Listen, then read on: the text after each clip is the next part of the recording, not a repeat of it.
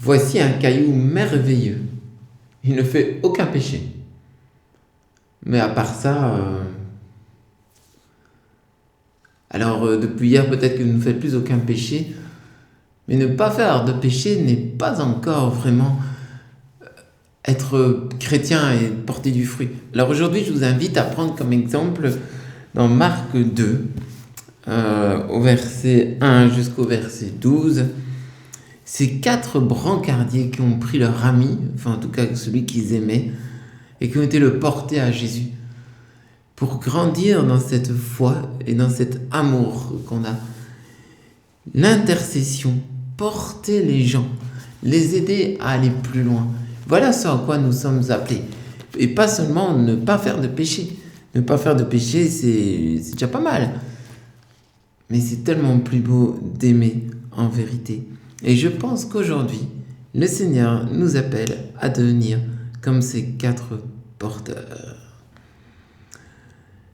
La première chose pour devenir comme eux, c'est de grandir dans une grande compassion pour les gens que nous rencontrons, que nous aimons, et de les porter et dans la prière et dans notre cœur.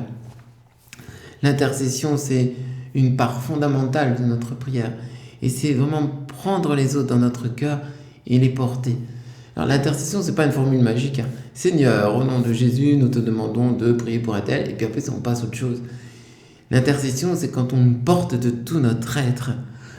Alors le deuxième point, donc après les porter dans notre cœur, le deuxième point nécessaire du coup, c'est d'être prêt à s'impliquer pour ces personnes. Et ici, les 4 porteurs se sont impliqués, ils ont été chercher le paralytique, ils ont été le chercher, ils sont mis sur le toit, ils l'ont descendu, ils se sont impliqués. Et bien nous aussi, si on a une réelle compassion, c'est qu'on est prêt à s'impliquer dans la mesure où c'est possible pour nous. Et bien tout ce qui est possible pour nous, eh bien on a envie de le faire parce qu'on a une charité vraie et puissante. Et d'ailleurs l'intercession, le premier bienfait de l'intercession, c'est que ça ouvre notre propre cœur, ça nous grandit. Pour grandir sans ce désir de déjà donner tout ce qu'on a. Et tant qu'on n'a pas donné tout ce qu'on a, tant qu'on n'a pas ce désir, eh bien on n'est pas encore vraiment dans une vraie charité ni dans une vraie intercession. C'est quand ils ont été le portés jusqu'à Jésus qu'ils ont été dans l'intercession. Et ensuite, ce qui porte aussi du fruit, c'est notre foi en Jésus. Voyant leur foi, Jésus a été touché. Et on doit grandir dans cette confiance, mais Dieu peut faire quelque chose. Je te mène à Jésus et Dieu peut faire quelque chose. Et l'évangélisation, c'est ça, c'est mener à Jésus parce que Dieu peut faire quelque chose. Et du coup, on prend tout ce qui est en notre pouvoir. C'est vrai que parfois, ce qui est en notre pouvoir, c'est seulement de prier pour les personnes.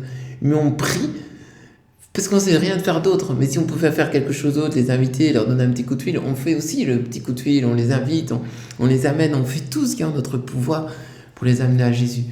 Quelque part, on paye le prix de les amener jusqu'à Jésus. C'est-à-dire, pas le prix dans le sens qu'il faut mériter quelque chose pour Jésus, mais de prendre sur soi, d'aller les amener jusqu'à Jésus. Et spirituellement parlant, ça peut même marcher quand c'est dans l'invisible, quand tout d'un coup on paye, on porte en soi, en offrant, en s'offrant soi-même, en offrant des sacrifices, des petites offrandes d'amour pour les autres. Tout ça lié à la foi en Jésus-Christ. Et alors une petite parenthèse comme finale, le but de l'intercession, c'est pas tellement que les gens guérissent. On s'en fiche un peu parce qu'ils vont de toute façon tous mourir. Mais c'est pas qu'on s'en fiche. Parce que les gens qui souffrent, on s'en fiche jamais. L'important, c'est qu'ils découvrent notre amour et l'amour de Dieu qui a compassion de leur souffrance. Parce que soulager la souffrance est tellement grand. Et il n'a-t-il pas d'autre plus grande souffrance que le péché. Et c'est pour ça que c'est tellement beau quand tous ces gens ont conduit le paralytique à Jésus. Il leur dit, tes péchés sont pardonnés. Et nous, tous les gens que nous portons dans la prière, les gens dont nous voulons qu'ils guérissent, nous avons raison de vouloir qu'ils guérissent, et Jésus peut le faire. Mais on le fait d'abord pour qu'ils puissent être pardonnés, pour qu'ils puissent faire cette rencontre intime avec Jésus. C'est ça la priorité. Et si le Seigneur les guérit aussi, c'est toujours pour les pousser à cette rencontre, à cela. Et parfois, il ne le fait pas. Et si quelque part, il a d'abord pardonner les péchés. Et puis il a guéri pour montrer qu'il pouvait le faire, que c'était vrai, que l'essentiel c'est ça. Mais aujourd'hui, je vous invite vraiment à rentrer dans une plus profonde intercession pour le monde.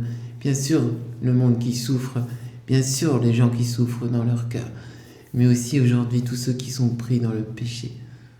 Nous te les confions, Seigneur.